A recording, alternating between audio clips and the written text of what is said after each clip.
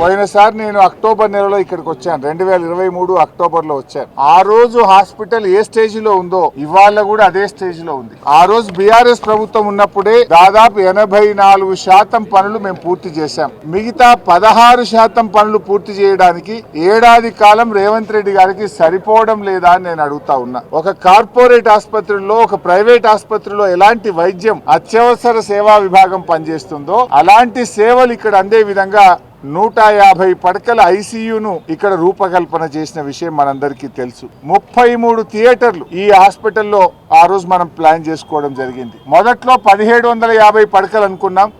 పక్కన 250 super speciality ఉంది కదా, అది కలిపి 2000 అనుకున్నాం. తర్వాత కేసీఆర్ గారు ఇక్కడికి వచ్చినప్పుడు దాంతో సంబంధం లేకుండానే దీన్నే 2000 పడకల ఆసుపత్రిగా చేయాలని వారు ఆదేశిస్తే ఇదొక్క సింగిల్ టవర్ 2000 పడకల ఆసుపత్రిని మనం ఇక్కడ రూపకల్పన చేసుకోవడం జరిగింది. మరి ఆ రోజు 16.5 లక్షల ఎస్ఎఫ్టీతో ముందు ఈ ఆసుపత్రిని ప్రారంభించాం.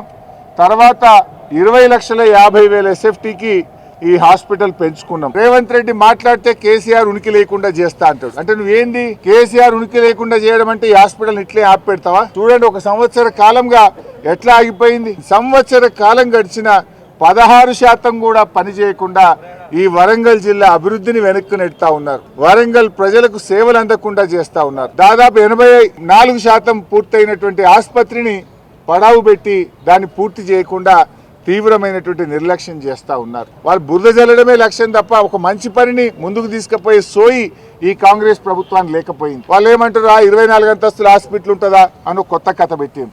వాస్తవానికి మనం ప్లాన్ చేసింది G+13 వరకే హాస్పిటల్. పైనంతా కూడా ల్యాబ్స్, లైబ్రరీలు, స్టూడెంట్స్ హాస్టల్స్ అన్నీ కూడా అందులో ఏర్పాటు చేశాం. మీరు అనవసరంగా బేసిజాలకు పోయో ఎంతసేపు గత ప్రభుత్వం చేసిన దాన్ని ఆపాలనో కోడిగుడ్డు మీద ఈకలు బీకినట్టు ఈకలు బీకాలనే ప్రయత్నం చేయడం మానండి. హైదరాబాద్ నిమ్స్ లో ఎలాంటి సేవలు అందుతాయో అట్లాంటి అత్యాధునిక ఆధునిక పరికరాలతో అన్ని రకాల వైద్యం వరంగల్తో పాటు ఉత్తర తెలంగాణ ప్రజలకు అందాలని కేసీఆర్ గారు ఎంతో దూరదృష్టితో చేశారు. ఈ సందర్భంగా రేవంత్ రెడ్డి గారిని, ఈ ప్రభుత్వాన్ని మేము డిమాండ్ చేస్తున్నాం. వెంటనే యుద్ధ ప్రాతిపదికన ఈ ఆసుపత్రిని పూర్తి చేయాలని, పేదలకు అందుబాటులోకి తేవాలని బీఆర్ఎస్ పార్టీ డిమాండ్ చేస్తుంది.